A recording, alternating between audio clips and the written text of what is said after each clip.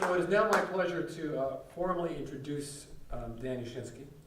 And Dan is a personal friend, so besides for being a remarkable storyteller, he's someone I've known for many years. I've always enjoyed the pleasure of his company, his winning smile, and his annual Red and Bean festivities on New Year's Day, which brings together the most eclectic assortment of musicians, storytellers, and ne'er-do-wells, all interesting and fascinating in their own right.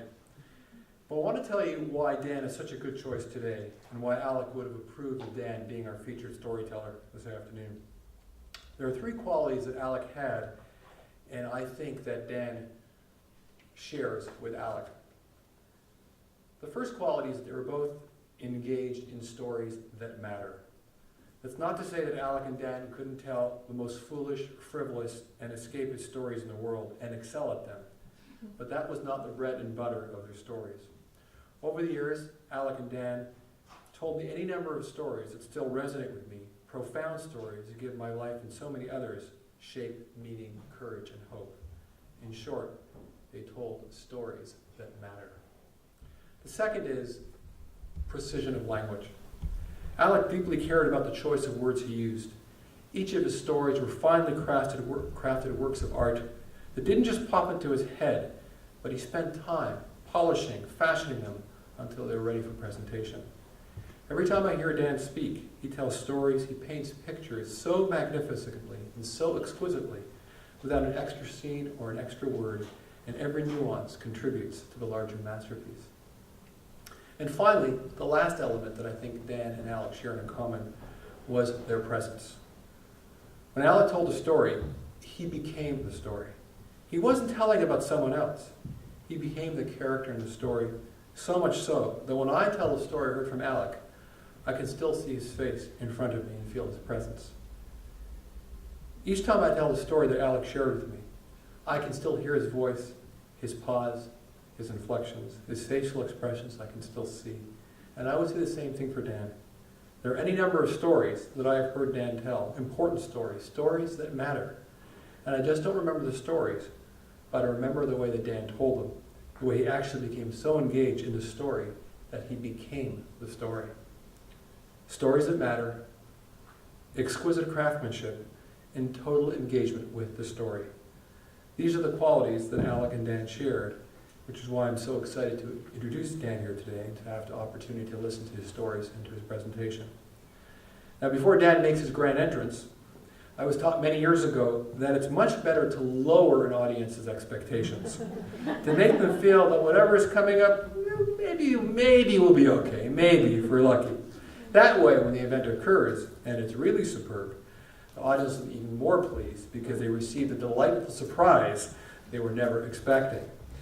So, with this in mind, and keeping with his time-worn wisdom, I want you to forget all the wonderful and flowery things I just said about Dan, okay? It's all out of your mind, we've gotten rid of it, and let me simply introduce Dan this way.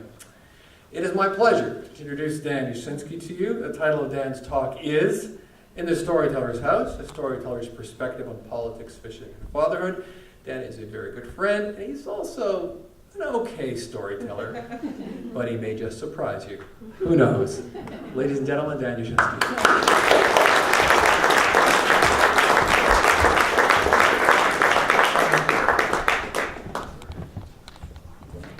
Thanks everybody for coming.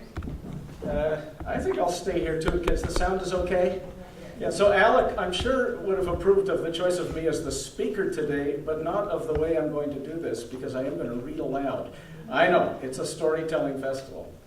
But there is a tradition around the Alec Gelser talks of having it's not a lecture, it's a talk about stories, and I hope no one's too shocked by the fact I'm going to read aloud. I'm shocked by the fact I'm reading aloud. I'm shocked. And I'm sorry to hear that. You get the refund at the back. But anyway, I do know the difference between telling and reading aloud, and it got me in trouble once, because I was, my one and only time on Morningside. Remember that great show, Peter Zowski? Yay, CBC! Yay! Okay, fine. Okay, fine. Morningside, great show. But I made a horrible mistake when I was invited on as a guest to talk about storytelling. And in my naivete, I had no idea that Zowski had a script. Right? He always sounded so spontaneous. I cannot believe now, when I look back, this is like 20, 25 years ago, I can't believe I didn't know that someone like that, the radio host, was actually reading aloud. And he had me on the show, and I was in the old building on Jarvis. Okay, remember that CBC building? So there I am in this thing, and I'm doing the interview, and Zosky says, so tell us what storytelling's all about. I said, well, Peter, it's people talking directly, not like you're doing, reading aloud from a script. So the interview ended very quickly after that, and I never got invited back. So anyway, this is the way it is today, folks. And I will read aloud and talk and see what comes out. It'll probably be a mix, to tell you the truth. I'd like to thank Jim and Alon and their families for choosing me to do this, the 2012 Alec Elster Memorial Concert. Thank you guys all for coming. I wanted to say that the light of their father, Alec's wisdom and passion for stories has been kept alive through these annual storytelling and musical exchanges, as Ellie said so beautifully. It's been a great pleasure I've been the host over all these years, and now it's rather slightly intimidating to be the speaker. I'm really very pleased also to share the time with Ellie, one of my favorite storytellers, Brian Katz, and Jim playing percussion. So a few years ago, I asked our son Jacob, who is studying jewelry at George Brown College, and he sent me, and I'm going to tell you right now, he sent me with a pop-up store downstage of earrings. So come up afterwards and you can see. I get 10%. Yes. What it was like being raised by artists. And this is what he said. He thought about it and he answered, inexpensively eventful. So I'd like to take you on a short guided tour of this inexpensively eventful life and to show how the world looks and sounds from a storyteller's perspective. Because besides our work with stories, storytellers are mothers, fathers, sons, daughters, colleagues, and citizens. Our interest in narrative and the word of mouth frames and even adds a touch of philosophy to all of these roles. My friend, Angela Sidney, who was a Tagish elder up in the Yukon, once told anthropologist Julie Cruikshank, when she asked her what it meant to carry such a rich heritage of stories, Angela said, well, I've tried to live my life right, just like a story. I used to hang out with Angela up in the Yukon, and she once asked me, Dan, she said, she was in her 80s at the time, and she said, Dan, what are you, crow or wolf? I think I mentioned this last year, Ellie. Yeah, because in the Yukon they divide into the moieties, the two sides. You're either crow or you're wolf. And I said, Angela, I'm Jewish. She said, I never heard of that one. Well, so I'm going to tell you about some of my stranger habits and about how storytelling connects to my political beliefs and a little bit about my Jewish ancestry and generally about how stories and storytelling have been steady companions on my life's journey. That is how I've tried to live my life as right as I could do, like the story. And you might recognize some of this stuff because I sometimes send articles to the Globe and Mail, the back page of the Globe, and there was a piece in the Star recently, in the National Post, anywhere I can get paid for writing about storytelling. I do feel very strongly that artists are citizens, and we have a responsibility to be good and engaged citizens wherever we stand on the political spectrum. So, hobbies. One of my hobbies is collecting words of mouth. Now here's some advice. Never sit next to me at a cafe table. Because some people like to collect fishing lures, first editions, bird sightings, sports cars. I hunt and gather the chance phrases I overhear on the street, in cafes, in my own kitchen. And these words of mouth include family sayings, eavesdropped turns of phrase, proverbs, bon mot, and even not so bon mot, and every clever impromptu phrase our sons have uttered over the years. Our youngest, who was about 7 at the time, wrote a nice Hanukkah card one year, and it said, "Dear family, I love you all very much so far." So this became a part of the often cited family folklore. At the beginning of science studies, he was grade 1 or 2, Jacob told me with some alarm, "Dad, did you know Mom is a mammal?" I told him not to worry. I knew that when I started dating her. His older brother, grade 5, spoke on behalf of children around the world when he said, "It's play day. We're not supposed to learn anything." And once, commenting on our son's reluctance to move with alacrity when it came to doing chores, Carol coined the phrase molassity, and it's now part of our oral lexicon. When things aren't going so well, we recall what we overheard a young mother tell her fretful baby in a park in Paris. "Ah," she said, "the little baby's crying." The mother said, very fashionably dressed, of course, she's a French mother.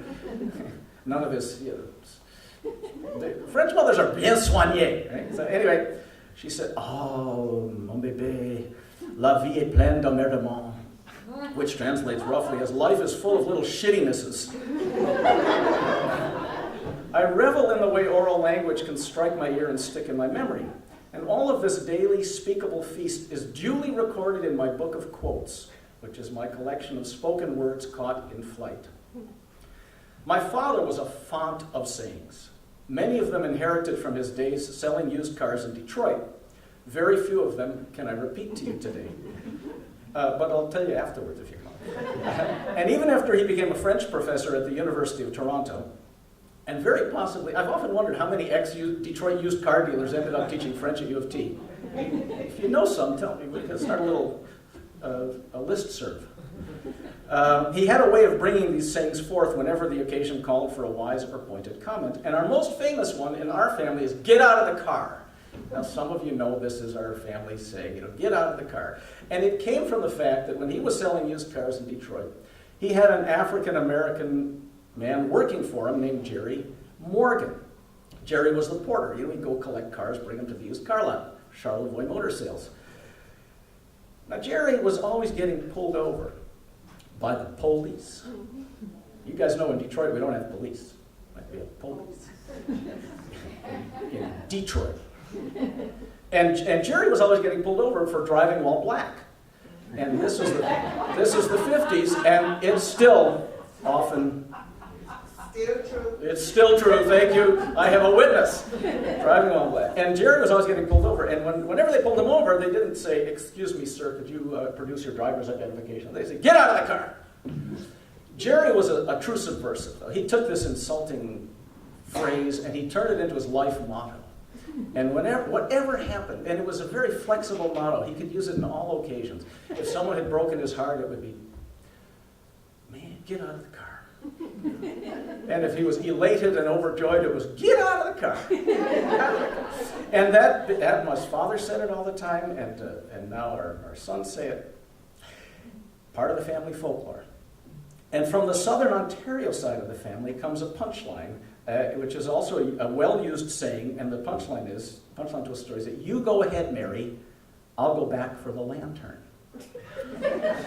And this comes from a story my in-laws tell about a nervous farmer who went with his wife to investigate a suspicious noise coming from their barn. At the last minute, our not-so-brave farmer turned back with that unforgettable phrase. And we remembered in situations that call for courage and to remember how to act. So every family has its own mini-folk tradition, a private heritage of favorite sayings. And this humor and wisdom put a frame of imagination and meaning around our lives. Can you hear me okay with that? Is it okay at the back? Yeah? You didn't hear a yes? Yes. Oral lore also connects us to the philosophy of our ancestors. An Italian friend told me that her grandmother used to say, I wish I could say this in Italian, say, "Grow old, red socks." Pino, how does that translate? How do you say that? Vecchia, vai vecchia e mettili pozzettine rossi. What dialect is yours? Okay, can we hear it in Calabrese? Is that Calabrese? Okay. Grow old, red socks. What it means is, at a certain age, you can wear anything you want. And ever since then, I've only ever worn purple socks. Age gives me the right to be a little outrageous. My Yiddish-speaking friend Ross Cohen said, "You can't dance at 2 weddings with 1 tuchus." Which is why there's some people enjoying the Koreans, and some of you guys came here. Life is full of choice. And one of my very favorites, and I think this is like a Zen proverb almost. A teacher told me once that she grew up with this saying, "What's for you won't go by you." What's for you won't go by. Has anybody heard that before? Yes. It's a wonderful expression. It's mysterious to me. What's for you won't go by you. So one of the most powerful things about traditional proverbs, of course, is they can speak to us in different ways at different moments of our lives. Sometimes I catch a phrase that would require a novel to explain. I overheard a young woman at one of my favorite cafes say to her companion, "'Cause the reason was, my mom had another lover." My ears grew bigger, my mouth grew smaller. That's a Danish storyteller says that. And I wanted to say, "Your mother's got another lover?" Like, wasn't the first one enough? But I was discreet, I just wrote it in my journal. And in fact, I've got lots of entries that say, heard at Aroma Cafe, heard at Ideal Cafe, Kensington Market Cafe, heard at whatever cafe I was sitting in trying to work, but being drawn into the flow of talk around me. A haggard indie musician stood at the counter of Ideal Coffee in Kensington Market. Anybody ever go to Ideal Coffee? It's a great place. Okay, so I was there at 8:30. I'm on my way to work. He had just probably, I don't know if he'd even gotten to bed yet. So he's at the counter and he says to the woman making his triple espresso, "Hey man, I just got back from tour, man, it was cool." And she said, "Yeah, what happened? It was good." And, "Oh, you're not going to believe this." He said, "Guess what happened?" And I'm listening, of course. We were knized at the Taiho. Excuse me, I wrote it down, but I had no idea what it meant. So after he left, I said to her, what did that mean? And she said, "Oh, after their gig in Smiths Falls, they were recognized at the Tim Hortons." We were knized at the Taiho. Oral culture, even in this 1,000-channel mediaverse, and even in the era of Facebook, still survives. And in societies where prime time means story time, these little sayings and proverbs are considered the poetry of everyday life. An African friend once said to me, he was from Ghana, he said, "The white man has the watches, but the black man has the time." I just said that to Ellie, who's an hour late today, but that's fine. That's Jewish Standard Time, is similar. And we traded proverbs for a while. He liked this one from Southern Ontario. "Never say whoa in a mud hole." Like that one too. And then he told me one I still remember every day, which is, "If you want to walk fast, walk alone. If you want to walk far, walk with friends." I'd like to tell you about another family experience and pay tribute to our son Jacob through the tale. Did I mention this jewelry? Okay. It also shows how storytelling provides, if not a surefire method for redeeming hope, then at the very least a certain inoculation against hopelessness in the face of what could be a crushing challenge. A few years ago, our son Jacob and I were rigged for muskie. He had a bait caster, that's a fishing rod, 20-pound line, I'm sure Ivan, if she's here, knows that, a 20-pound line, a wire leader, and a lure the size of a small torpedo. He was casting into the boat basin at the foot of Bathurst Street, right next to the derelict sugar silo and across from the music garden. Now, we know these waters rarely float a sunfish, let alone the mighty muskellunge, but it was a good place to try out his new equipment. There are, according to Toronto fishing lore, some pike in the harbor. In fact, if you read the Toronto Star a week ago, there was a picture of a guy standing right at Ontario Place fishing for pike. We have never caught one or even had a follow. But a friend at Al Flaherty's outdoor store tells us that you can catch them at the right time of day, the right season, the right water temperature, the right lure at the right depth. But our hopes for an actual fish that day were not particularly high. We were just happy to be down there sipping lukewarm coffee, watching the lake bright with wind and late sunlight, and chatting about his day at high school and mine at work. We do a lot of fishing around Toronto with meager results. In fact, we often have to remind ourselves that the sport is called fishing, not catching. Never heard a fisherman say, "I'm going to go out catching today." Mostly we fish in a lake up in the Gatineau Valley. We have countless pictures of him standing proudly on the beach holding a surprised-looking bass for a photo op. Some we keep and cook, but most, not the photos, the fish, most are returned to the dark waters of Roddick Lake. Around the Greater Toronto Area, truth to tell, we've caught more beauty than fish. A heron flying up the Credit River at dusk. A snapping turtle sunning itself at Eglinton Flats. The Don River sliding dark and mysterious before hitting the humiliating concrete ditch at its mouth. The sun going down behind the CN Tower as we stand on Leslie Spit trying for pike. The salmon leaping against the current on the Humber. My one notable success was landing a small trout at Hart Lake. You guys know where Hart Lake is? Conservation area surrounded by subdivisions. My son, astonished at the sight of me holding the fish for a change, instead of him, said, "You of all people." And in fact, our usual nickname for that place is Heartless Lake, because we never catch any fish there, except me. He knows that what I like best is driving the boat, cooking the occasional bass, and documenting his fishing victories. The son I'm fishing with is our youngest child. It's amazing he's here at all. When he was born, he had an APGAR score of 2. Ellie, that would be your stockbroker. Ladies and gentlemen, we're not making this up. This is live. This is real. Ellie's cell phone went off. This is a measurement of vital signs, the APGAR score: appearance, pulse, grimace, activity, respiration. 6 or 7 is considered normal. He spent his first 3 weeks in the neonatal intensive care unit at Toronto's Hospital for Sick Children. And then when he was 4, he was diagnosed with Prader-Willi syndrome. That was in the Star yesterday, by the way, big article. It is a rare condition, the predominant feature of which is that the body cannot regulate appetite. People with Prader-Willi syndrome experience hyperphagia, which is constant, maddening, insatiable hunger.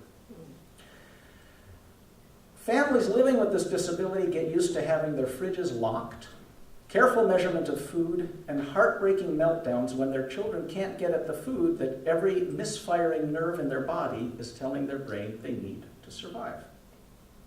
Jacob is a good fisherman. He has patience, tenacity, a formidable capacity to concentrate, and an uncanny ability to imagine where the fish may be lurking under the dark waters of the lake. Sometimes these qualities help him and us cope with PWS.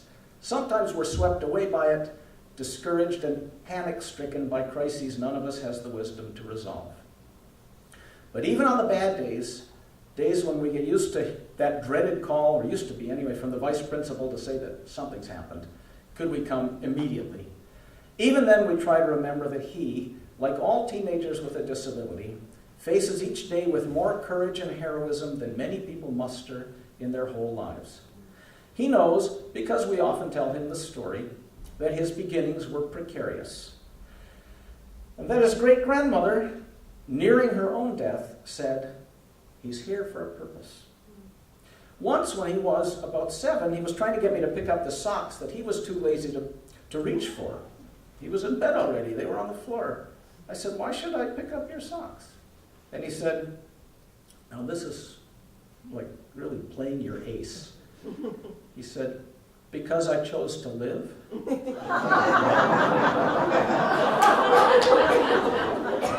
I said, "Dude, never play an ace when a 2 will do." And I didn't pick up the socks, by the way. He knows that his disability is an enormous, complex, daily challenge. It's difficult for a young adult with Prader-Willi syndrome to be in high school and now college at George Brown, to walk through a cafeteria filled with tempting food, to focus on academics when your body tells you to go secretly foraging for leftovers. As all parents do, whether or not a child has a disability, we've learned to store up the good moments as ballast against the hard ones.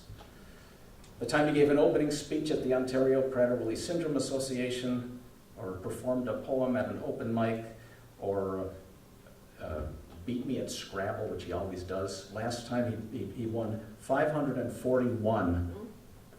Hello, Eddie Scrabble players, to 292, and I was proud of my score. We hold on to a sense of his immense generosity and his sweetness as an antidote to the daily demoralizing struggle with the syndrome's insidious effects on behavior, rationality, and health. In other words, we keep fishing, even if we don't always catch what we're hoping for. My favorite fishing story is about the first fish he ever caught. We were out on a rowboat near the shore of an island. His rod bent double, and I said, "You're caught on a log." He shook his head and whispered, "It's a fish." "It's a log," I affirmed with grown-up certitude. And then the line began to run out, and after a memorable battle, my young fisherman reeled in a 2-pound smallmouth bass. I was wrong, as he's never tired of reminding me. I was wrong and delighted to be so. I was wrong, but may I say in my own defense, it's sometimes hard for parents to tell the difference between a log and a fish. So there we were at the harbor, just along the shore right now, and in fact, I think that's where he is right now, at Ontario Place, fishing for a pike. Ready for muskie, and by the way, he did catch one once. It was near Bancroft, and I have a photograph to prove it, and I can show it to you later. More than content to sip our now cold coffees, watch the sunset, cast our lines, and the strollers on the promenade gave us very wide berth, afraid that he might snag their poodle. And remind each other of the Jewish proverb, which is, "It's better not to catch a big fish than not to catch a small fish."